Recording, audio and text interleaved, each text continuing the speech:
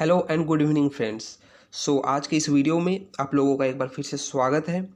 और इस वीडियो में हम बात करेंगे कोविड क्राइसिस को लेकर, जो कि भारत इस वक्त फेस कर रहा है और दुनिया के बाकी देशों का किस तरीके से रिस्पॉन्स रहा है भारत के इस सिचुएशन पे, वो भी हम जानेंगे। दोस्तों, वीडियो में आप लास्ट तक बने रहिए और अगर वीडियो पसंद आए तो लाइक कीजिए, कमेंट कीजिए, शेयर कीजिए और अगर चैनल पे पहली बार आए हैं दोस्तों तो चैनल को सब्सक्राइब जरूर कर लीजिए। दोस्तों, इस वक्त भारत में जो कोविड-19 के केसेस हैं वो काफ़ी तेज़ी से बढ़ रहे हैं और कुछ शहरों में तो इमरजेंसी जैसे हालात बने हुए हैं, चाहे वो दिल्ली हो, लखनऊ हो या फिर मुंबई हो। तो ऐसे शहरों में जो हालात है वो इमरजेंसी जैसे बने हुए हैं और दिल्ली में तो हालात इस कदर बिगड़े हुए हैं। हेल्थ केयर जो सिस्टम है दिल्ली का वो इस तरीके से चरमरा गया है कि यहाँ पे जो दिल्ली के हॉस्पिटल्स हैं अब उनको हाई कोर्ट तक पहुंचना पड़ा है कि हमारे यहाँ ऑक्सीजन की बहुत कमी है और इस वजह से बहुत से पेशेंट्स ने अपनी जान गंवाई है। तो वो अपनी शिकायत को लेकर, चाहे वो शिकायत उनकी स्टेट गवर्नमेंट से हो या सेंट्रल गवर्नमेंट से हो, हम उस पर बात नहीं करेंगे कि ज़्यादा रिस्पॉन्सिबिलिटी इस वक्त किसके ऊपर है, दिल्ली गवर्नमेंट के ऊपर है या सेंट्रल गवर्नमेंट के ऊपर है, या किसके कमी की मिसमैनेजमेंट की वजह से दिल्ली में ये हालात बने हैं।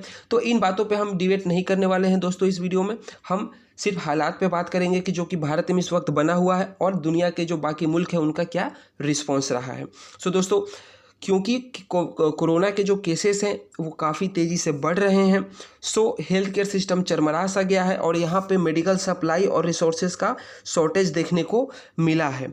लेकिन दोस्तों, एक ऐसे वक्त पे जब हमारा देश कोरोना के ये डेडली वेव को फेस कर रहा है और मेडिकल इमरजेंसी जैसे हालात बने हैं, कई राज्यों में लॉकडाउन है, तो कई राज्यों में वीकेंड कर्फ्यू और नाइट कर्फ्यू इम्पोज किया जा चुका है।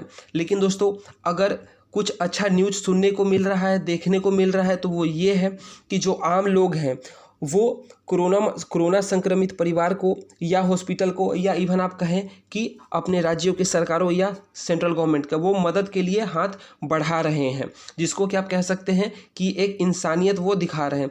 तो ये काफ़ी एक आप कह सकते हैं अच्छा जेस्चर है हमारे जो लोग हैं उनके द्वारा। लेकिन दोस्तों, not just with in the country, ये सिर्फ हमारे देश की ही बात नहीं है। आपको ये सुनकर बहुत खुशी मिलेगी कि जो हमारा पड़ोसी मुल्क है पाकिस्तान, वहाँ के भी जो आम जनता है वो अपनी सरकार से इस बात को लेकर रिक्वेस्ट कर रहे हैं कि इस वक्त हमें भारत के साथ खड़ा होना चाहिए। हमारे बीच में जो राइवलरी है, एनमिटी है, उसको भुलाकर इस वक्त हमें भारत की मदद करनी चाहिए। तो ये काफ़ी अच्छा जेस्चर माना जा सकता है पाकिस्तान के आम लोगों के तरफ से।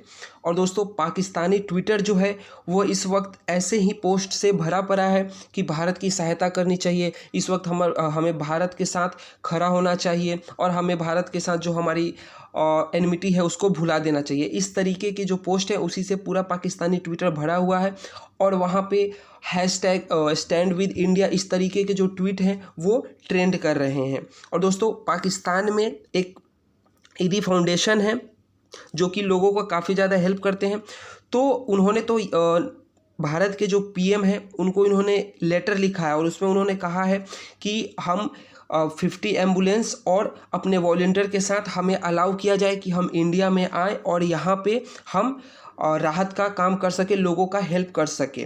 आप देख सकते हैं कि Edhi Foundation writes to India offering help regarding the search of Covid cases in India and the resulting of lacks of oxygen. और उन्होंने ये भी लिखा ह्यूमैनिटी बिफोर राइवलरी, यानी कि जो हमारे बीच में राइवलरी है उससे कहीं ज़्यादा मैटर करता है ह्यूमैनिटी। उन्होंने तो प्राइम मिनिस्टर को लेटर भी लिखा है। और दोस्तों, आप इस लेटर को देख सकते हैं कि यहाँ पे प्रधानमंत्री नरेंद्र मोदी को लेटर लिखा गया है। किनके द्वारा लिखा गया है? तो दोस्तों, ईदी फाउंडेशन के द्वारा लिखा गया है। और आप देख सकते हैं कि वी आर वेरी, यहाँ पे इस पैराग्राफ में इन्होंने लिखा है, We are very sorry to hear about the exceptionally heavy impact that the pandemic has had on your country, where a tremendous number of people are suffering immensely. So as a neighborhood friend, we sympathize with you greatly, and during this students time, यानी कि वो ये कह रहे हैं कि हमें सुन के बहुत बहुत बुरा लग रहा है कि इस वक्त जो हालात बने हुए हैं और लोग जिस मतलब हालात से गुजर रहे हैं, सो एक तरीके से वो अपना सिंपैथी भी हमारे साथ दिखा रहे हैं। और उन्होंने यहाँ तक रिक्वेस्ट भी किया है प्राइम मिनिस्टर नरेंद्र मोदी से कि उनको अलाउ किया जाए कि वो अपने जो 50 एम्बुलेंसेस और जो भी मेडिकल इक्विपमेंट है और अपने वॉलंटियर के साथ उनको इंडिया में एंट्री दिया जाए ताकि वो लोगों का यहाँ पे हेल्प कर सके। और आप देख सकते हैं दोस्तों कि जो पाकिस्तानी ट्विटर है, so hashtag Pakistan stand with India वहाँ पे ट्रेंड कर रहा है। और कुछ आम लोगों के जो ट्वीट है वो हम यहाँ पे देख लेते हैं। तो सो इन्होंने लिखा है, all our prayer with Indian people in this difficult times, may Allah make it easier for India and the entire world and heartwarming to see hashtag Pakistan stands with India as the top trend in Pakistan। So next एक आप tweet देख सकते हैं, the hashtag Pakistan stands with India represent the best side of the Pakistan, we must choose solidarity and empathy over hate and enmity, only peace and cooperation in our region can help us prepare for existing and coming disaster. यानी कि वहाँ के जो लोग हैं वो सबके सब hashtag Pakistan stand with India का जो है ट्रेंड करवा रहे हैं कि पाकिस्तान जो है इस वक्त भारत के साथ खड़ा है। और वो ये भी कह रहे हैं कि जो सॉलिडरिटी है और एम्पैथी है वो हेट और एनिमिटी से ऊपर होना चाहिए। और देखिए आप यहाँ पे देख सकते हैं कि ह्यूमैनिटी शुड एंड विद, मतलब जो इंसानियत है, ह्यूमैनिटी है, उसी की जीत होनी चाहिए। बाकी जो राइवलरी है वो इस वक्त हमें भुला देना चाहिए।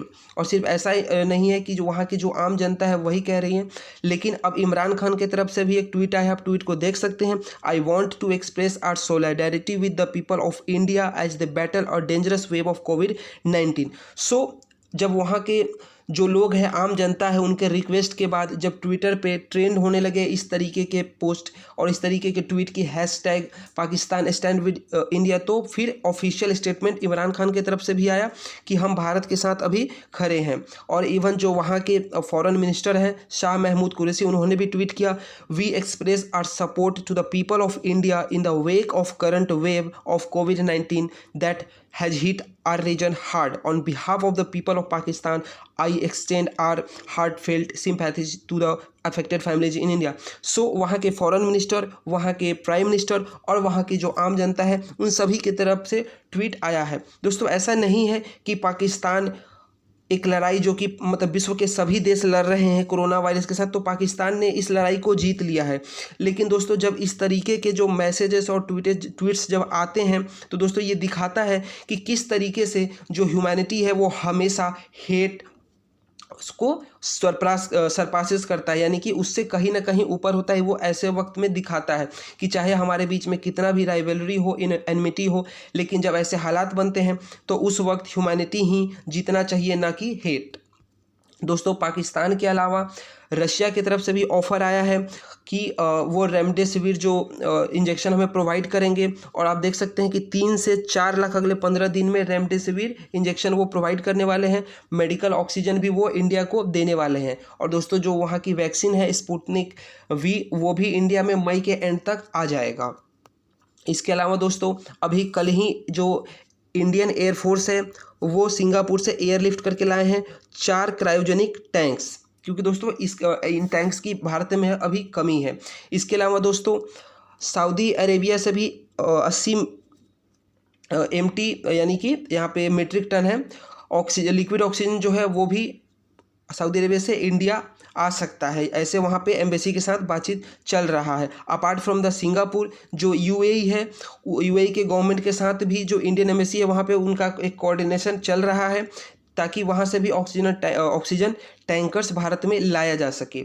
लेकिन दोस्तों अगर सबसे आश्चर्य और सबसे चौंकाने वाली जो बात है दोस्तों यहाँ पे वो ये है कि आप देख सकते हैं कि रशिया हो, सिंगापुर हो, UAE हो या पाकिस्तान हो, और दोस्तों इवन चाइना ने भी, चाहे वो मदद करे ना करे, भारत चाइना की मदद को एक्सेप्ट करे या ना करे, लेकिन उन्होंने एटलीस्ट एक ट्वीट के जरिए ही ग्लोबल टाइम्स जो कि उनका आप कह सकते हैं माउथपीस है, उसके थ्रू उन्होंने भारत को ऑफ़र किया है हेल्प करने के लिए। लेकिन दोस्तों इस वक्त अगर सबसे ज़्यादा अगर किसी की तरफ से एरोगेंस दिखाया गया है तो दोस्तों वो है USA।